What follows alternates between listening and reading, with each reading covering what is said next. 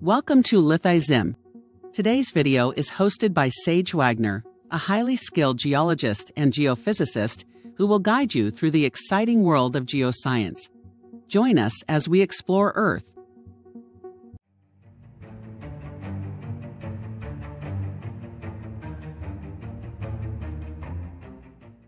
The scene opens on a bustling control room, where a team of U.S. Army Corps of Engineers are monitoring a series of screens displaying satellite imagery and topographic maps.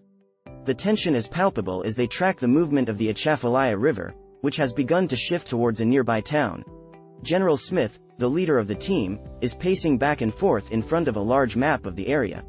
He turns to his team and says, "We have to act fast. This town is in danger of being flooded, and we need to do everything in our power to protect the people who live there." One of his engineers, a young woman named Sarah, speaks up. "Sir, we've been monitoring the river's movement for months. We've developed a plan to redirect the water, but it's going to take a lot of resources and manpower." "I know, Sarah, but it's our duty to protect the people. We have to do whatever it takes," the general replies. The team goes into action, quickly mobilizing heavy machinery and deploying teams of engineers to the river's edge. They work tirelessly to construct barriers and redirect the water, but the river continues to rise. As the water creeps closer and closer to the town, the general turns to Sarah. Fluvial systems, or rivers and their surrounding ecosystems, play a vital role in our society. These systems provide a wide range of benefits to society, including water for drinking and irrigation, transportation of goods and services, food production, energy generation, and waste disposal. Additionally, fluvial systems also provide important ecological services, such as supporting biodiversity and regulating climate. However, fluvial systems also have the potential to cause hazards such as floods, which can have significant impacts on local and regional economies. One of the most important benefits provided by fluvial systems is their role as a source of water. Rivers and their tributaries are the primary source of water for many communities. They provide water for drinking, irrigation, and industrial uses. Without these vital water sources, many societies would struggle to survive. Another important benefit of fluvial systems is their role in transportation. Rivers and their associated channels are important for shipping products and goods.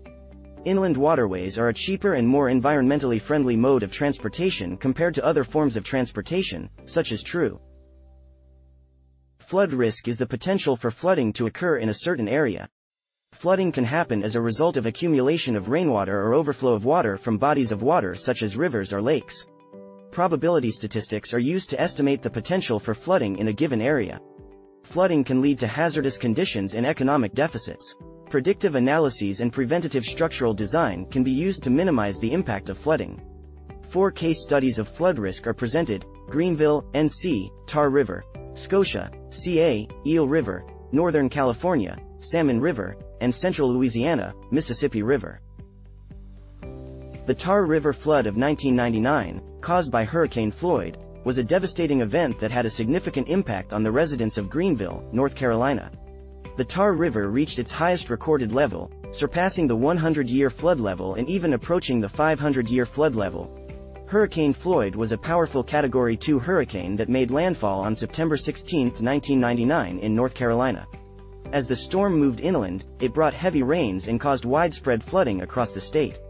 The Tar River, which runs through Greenville, was particularly affected by the storm. The 100-year flood level is a measurement used to indicate the level of flooding that has a 1% chance of occurring in any given year. In the case of the Tar River flood, the river reached a level that exceeded the 100-year flood level, indicating that it was a rare and severe event. Additionally, the Tar River approached the 500-year flood level, which is a measurement of an even more rare and severe flood event. 100-year flood maps are used to identify areas that are at risk of flooding and to plan for potential flood events. These maps can be useful in identifying areas that may be impacted by a flood like the Christmas flood of 1964 in Scotia, California was a devastating event that had a significant impact on the residents of the area. The flood was caused by a series of storms that brought heavy rains to the region, causing the Eel River to reach its highest recorded discharge in the history of California. The flood was so severe that it was classified as a 1,000-year flood, meaning that the likelihood of such an event occurring is once in every 1,000 years.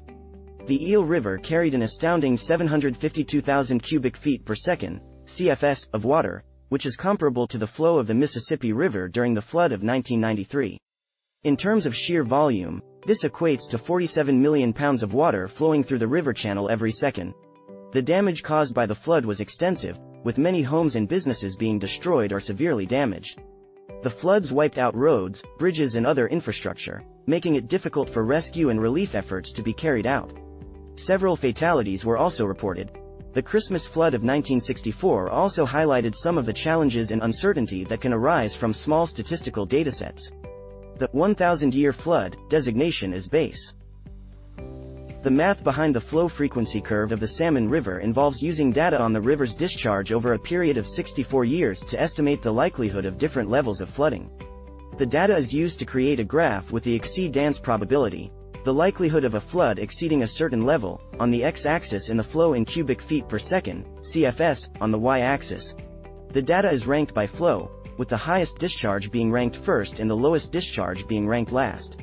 To calculate the exceedance probability, P, for a given flow, the following formula is used: P equals M, N plus 1, where M is the rank of the flow and N is the number of years of record. The recurrence interval, T, is the inverse of the exceedance probability. It represents the average time between floods of a certain magnitude, T equals 1, P. To estimate the peak discharge of a 100-year flood, a line of best fit is plotted on the graph. This line is used to estimate the flow that has a 1% chance of being exceeded in any given year. The peak discharge of a 100-year flood is estimated to be 89,200 CFS. This means that there is a 1% chance that in any given year, the flow in the Salmon River will exceed 89.2. The Mississippi River Delta, also known as the Bird's Foot, is an area located at the mouth of the Mississippi River where the river splits into several smaller channels. The delta is known for its avulsion, which refers to the process of a river shifting its channel. Historically, the Mississippi River has been known to shift its channel every 1,000 years, leading to the formation of the delta's unique shape. One of the key features of the delta is the splaying that occurs in distal avulsion, which leads to the formation of an anastomosing pattern. An anastomosing river is a river that splits into multiple channels, each flowing in a different direction, before rejoining downstream. This pattern is common in the delta's distal avulsion and is thought to be caused by the river's high sediment load and the presence of large amounts of vegetation. In contrast, the more proximal areas of the delta are characterized by a single channel, heavily influenced by splay. Splay is a term used to describe the formation of new channels as the river splits and diverges. This can lead to the formation of new islands, and the reshaping of existing ones, the Cumberland Marshes and the Saskatchewan Ree.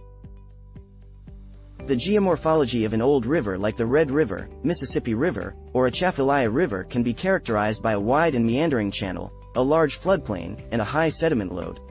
These rivers are also known for their avulsion and channel shifting, which can lead to the formation of new channels and the reshaping of existing ones. The development of modern infrastructure, such as levees and flood control projects, has had a significant impact on these old rivers. For example, in the New Orleans district of the Mississippi River, a lock system and old river closure were completed in 1963 to control the flow of water and prevent avulsion. Similarly, the Atchafalaya River has been managed through the use of hydroelectric power plants which were completed in 1990. Flood risk is a critical issue for these old rivers. The potential for flooding to occur can be estimated using probability statistics, but even small changes in probability can have a significant impact on local and regional economies. Flood control projects are therefore critical for managing the risk of flooding. For example, the Old River Closure Project in the New Orleans district of the Mississippi River was designed to reduce the risk of flooding by controlling the flow of water and preventing avulsion.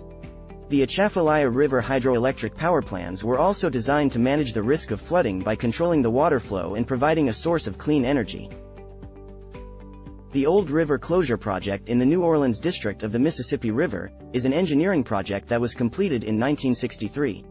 The main aim of the project was to prevent the Mississippi River from shifting its channel and joining the Atchafalaya River, which would have increased the risk of flooding in the area.